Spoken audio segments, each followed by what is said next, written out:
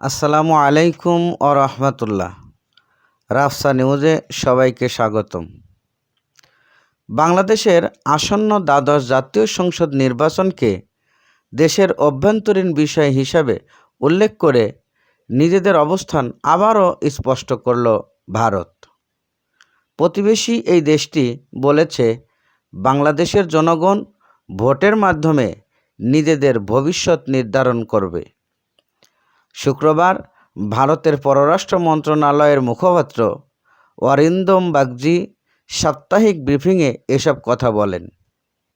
সাংবাদিকদের এক প্রশ্নের জবাবে বাগচি বলেন, বাংলাদেশের ঘনিষ্ঠ বন্ধু ও অংশীদার হিসেবে ভারত বাংলাদেশের শান্তিপূর্ণ নির্বাচন দেখতে চায়। স্থিতিশীল, শান্তিপূর্ণ ও প্রগতিশীল হিসেবে বাংলাদেশের স্বপ্নকে সমর্থন করে যাবে নয়াদিল্লি। ভারত সরাসরি বর্তমান প্রধানমন্ত্রী শেখ হাসিনার নেতৃত্বাধীন সরকারকে সমর্থন করছে এবং আসন্ন নির্বাচনকে প্রভাবিত করছে বলে বিএনপির মুখপাত্র সাম্প্রতিক অভিযোগ তোলে।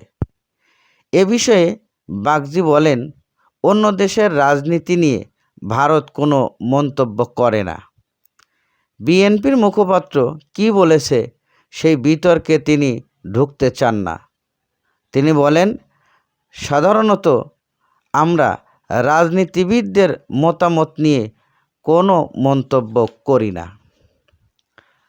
বাংলাদেশে নিযুক্ত মার্কিন রাষ্ট্রদূত পিটার হাসের ভারত সাম্প্রতিক বহুল আলোচিত সফর সম্পর্কে জানতে চাইলে বাগচি বলেন, মার্কিন রাষ্ট্রদূতের ভারত সফর নিয়ে খবর দেখেছেন তিনি। এটি তার ব্যক্তিগত সফর হতে পারে বলে ধারণা করেন এবং এই সফর সম্পর্কে বিস্তারিত কোনো কিছু তিনি জানেন না বলে দাবি করেন। তবে যুক্তরাষ্ট্র নিয়মিত ব্রিফিংয়ে বাংলাদেশের নির্বাচন নিয়ে কথা বলে যাচ্ছেন।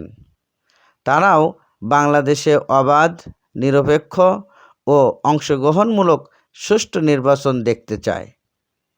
আর এই সুষ্ঠু নির্বাচনের দাবিতেই যুক্তরাষ্ট্র বিভিন্ন সময়ে বিভিন্ন বিষয়ের উপর নজরদারিও করেন বাংলাদেশে। প্রয়োজনে ভিসা নীতিও ব্যবহার করেন যুক্তরাষ্ট্র। সর্বোপরি মার্কিন রাষ্ট্রদূত পিটার হাসের ভারত সফর কোনো রাজনৈতিক কারণ ছিল না, এটি ছিল তার ব্যক্তিগত সফর।